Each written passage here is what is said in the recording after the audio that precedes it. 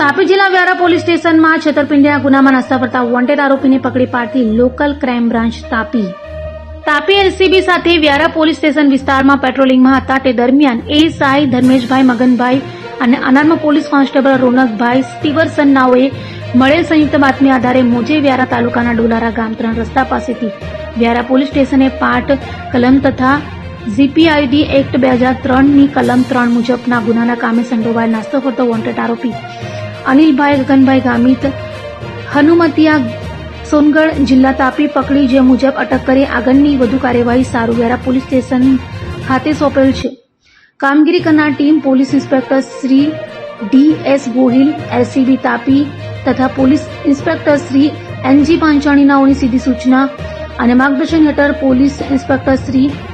NS Vasava parole follow squad Tapi તથા ગણપતસિંહ રૂપસિંહ તથા ધર્મેશભાઈ મગનભાઈ તથા વિનોદભાઈ પ્રતાપભાઈ તથા રોનક સ્ટીવનસન તથા અરુણભાઈ ઝાલમસિંહનાઓએ કામગીરી કરેલ છે.